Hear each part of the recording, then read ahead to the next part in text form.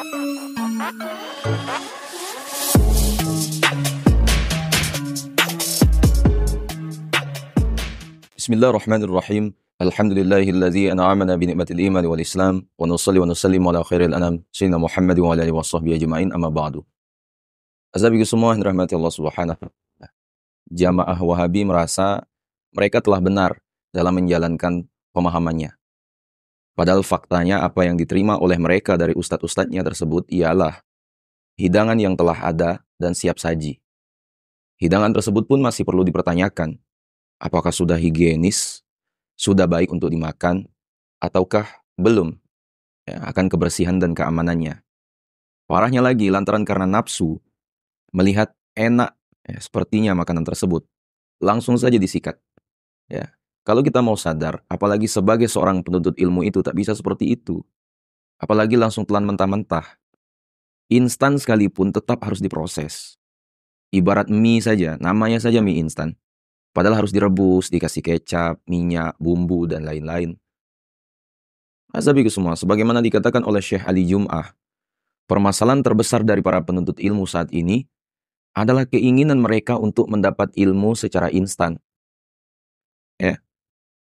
Nah, azabiku semua, di antara kondisi yang diciptakan oleh pemahaman Wahabi adalah apa yang dinamakan fadha al-fatawa, kekacauan fatwa. Kemajuan teknologi informasi dan perkembangan media yang tengah dinikmati kaum muslimin dewasa ini sungguh luar biasa sekali. Jika sebelumnya masih ada kemungkinan untuk mengontrol acara televisi seperti talk show, ceramah dan tanya jawab, maka kini tak bisa lagi.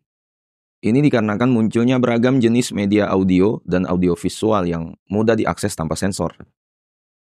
Sehingga seorang muslim kini bisa mendengarkan dan melihat bermacam-macam fatwa dan ceramah di berbagai media sosial itu. Nah, kondisi ini ternyata juga banyak dimanfaatkan oleh kaum Wahabi. Dengan kemampuan finansial yang tinggi, mereka melahirkan banyak channel yang secara khusus menyiarkan fatwa-fatwa menurut pemahaman mereka. Mayoritas mereka yang ditunjuk sebagai narasumber pun adalah orang-orang yang belum memiliki kapasitas yang memadai untuk berfatwa maupun menerapkan hukum syariah di lingkungan kaum muslimin. Nah, sahabatku semua yang dirahmati Allah, jika seorang muslim menelaah hakikat, syarat, dan adab-adab berfatwa yang harus dimiliki oleh seorang mufti, maka ia akan menemukan betapa jauh para narasumber tersebut dari keahlian berfatwa. Karena fatwa adalah produk. Karena itu merupakan keputusan yang dihasilkan dari sebuah rangkaian pekerjaan yang membutuhkan pengetahuan serta pengkajian mendalam. Fatwa bukanlah sebuah pekerjaan biasa atau pekerjaan yang bisa dikebut semalam. Tapi termasuk salah satu dari beberapa kasus yang harus disusun dengan cara menemukan muqaddimah kubro atau pendahuluan besar dengan muqaddimah sugro, pendahuluan kecil, untuk sampai kepada sebuah natijah atau konklusi yang dinamakan dengan apa? Fatwa. Nah, sahabatku semua, oleh karena itu, fatwa merupakan sebuah produk yang dihasilkan dari beberapa unsur. Di antaranya adalah dalil, realitas, makna yang menghubungkan antara dalil, yaitu meliputi bentuk dan sifatnya yang berhubungan dengan nas, dengan realitas, meliputi berbagai macam latar belakang lingkungan yang membentuknya. Nah, sahabatku semua, alasan fatwa disebut sebagai sebuah produk adalah karena mufti ketika ia dihadapkan dengan sebuah permasalahan, maka pertama kali ia akan melakukan pengamatan kepada realita yang ada, yaitu hakikat dari perkara yang dipertanyakan. Jika perkara tersebut termasuk di antara akad yang baru terjadi, bagaimana akad tersebut bisa muncul dan unsur-unsur apa saja yang telah melatar belakanginya. Contohnya saja seperti akad asuransi, akad sewa yang berakhir dengan kepemilikan, dan utang yang tidak boleh dibayar jika terjadi inflasi.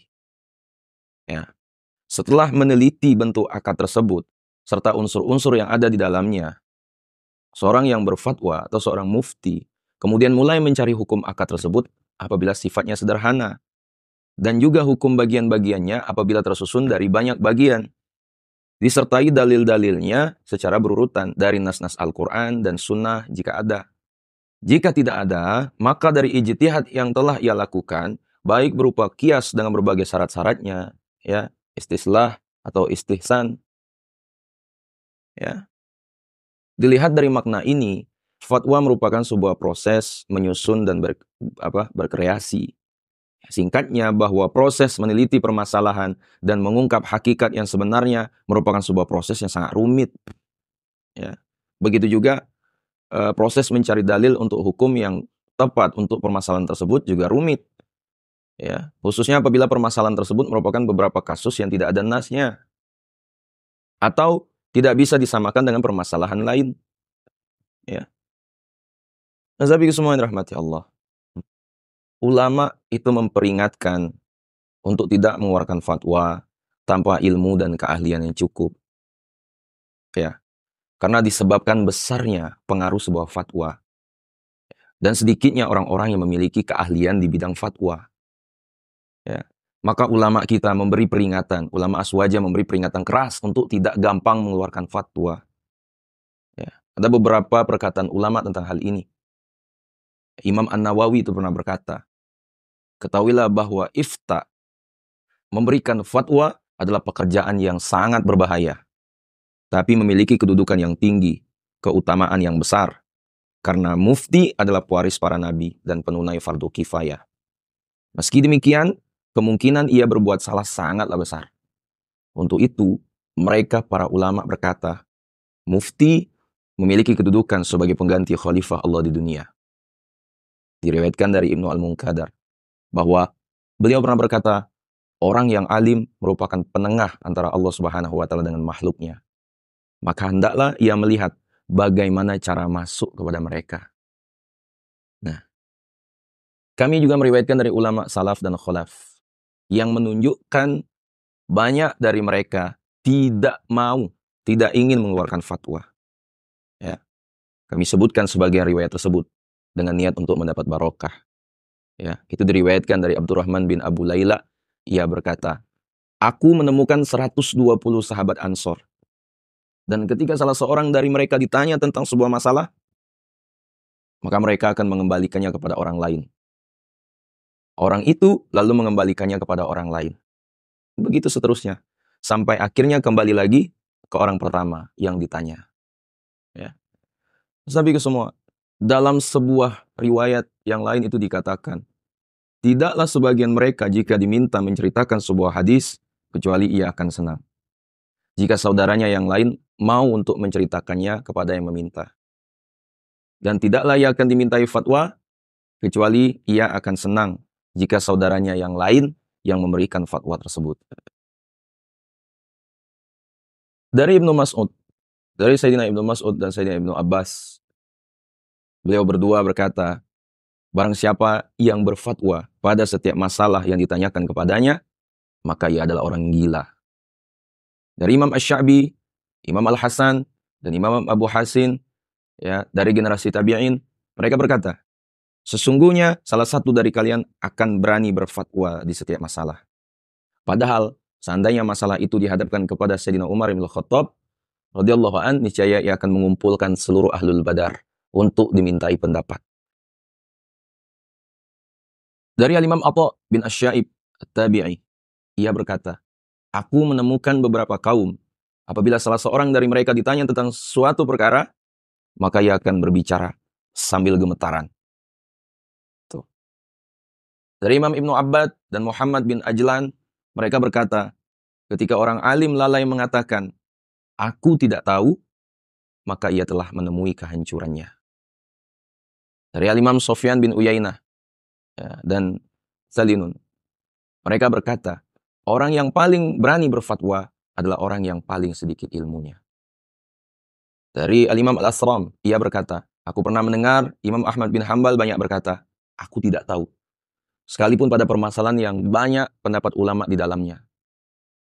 Dari Al-Imam Al-Haytham bin Jamil, ia berkata, aku menyaksikan Imam Malik pernah ditanya 48 permasalahan. Dan beliau menjawab 32 permasalahan tersebut dengan mengucapkan, aku tidak tahu. Ya. Diriwayatkan bahwa Imam Malik pernah ditanya sebanyak 50 permasalahan. Ia sama sekali tidak menjawab satupun. Ia berkata, barang siapa yang ingin menjawab satu permasalahan, maka sebelum menjawab, hendaknya ia membayangkan dirinya ditempatkan di antara surga dan neraka. Bagaimana caranya ia bisa selamat? Setelah itu barulah beliau menjawab. Ya, Imam Malik juga pernah ditanya sebuah masalah, lantas ia berkata, aku tidak tahu. Kemudian dikatakan kepadanya bahwa masalah tersebut adalah masalah yang kecil dan mudah. Ia lalu marah dan berkata, dalam ilmu tidak ada satupun yang sepele. Nah, Imam Syafi'i itu berkata, aku tidak melihat seorang pun yang pernah dianugerahi Allah Ta'ala sekumpulan alat-alat untuk berfatwa. Sebagaimana yang telah dikumpulkan oleh Ibnu Uyainah. Kendati demikian, ia bersikukuh tidak mau berfatwa. Imam Abu Hanifah berkata, seandainya tidak karena takut ilmu agama ini akan hilang, maka aku tidak akan berfatwa. Mereka mendapatkan ketenangan, sementara aku mendapatkan dosanya. Kemudian Imam Syaimari dan Imam Al-Khattib itu berkata, sungguh sangat sedikit orang yang senang berfatwa dan menggebu-gebu dalam berfatwa kecuali mereka adalah orang yang sedikit mendapatkan taufik serta tergesa-gesa dalam setiap urusannya. Berbeda dengan orang yang tidak suka berfatwa. Jika ternyata ia bisa lari dari perbuatan itu, memberi fatwa, ya, dan tidak bisa melemparkannya kepada orang lain, maka pertolongan Allah Ta'ala terhadapnya amatlah banyak. Selain itu, kebaikan dalam jawabannya jauh lebih banyak. Mereka berdua, Al-Imam Syaimari dan Imam Al-Khattib, mengambil dalil dengan sabda Rasulullah SAW itu yang berbunyi, la tas'alul imarata fa innaka in u'titaha an mas'alatin wakilta ilaiha wa in u'titaha min ghairi mas'alatin u'inta 'alaiha. Janganlah engkau meminta jabatan pemerintahan, karena sesungguhnya apabila dirimu mendapatkannya dengan cara memintanya, maka jabatan itu akan sepenuhnya dibebankan kepadamu. Namun, apabila engkau mendapatkannya dengan cara tidak memintanya, maka engkau akan diberi pertolongan dalam mengembannya. Sahabat semua, rahmati Allah Subhanahu wa Ta'ala. Mungkin itulah yang dapat kami sampaikan. Semoga apa yang kami sampaikan ini dapat menjadi jalan penerang hatimu. Ya, kalau tak juga, semoga pikiranmu atau otakmu yang sawang itu hidup kembali. Dan sahabat semua, rahmati Allah, mungkin itu dapat sampaikan. Sekiranya videonya bermanfaat, jangan lupa share pada orang kita cintai. Dan juga jangan lupa share ke akun media sosial kalian yang lainnya agar jauh lebih bermanfaat lagi. Wallahu a'lam. Assalamualaikum warahmatullahi wabarakatuh.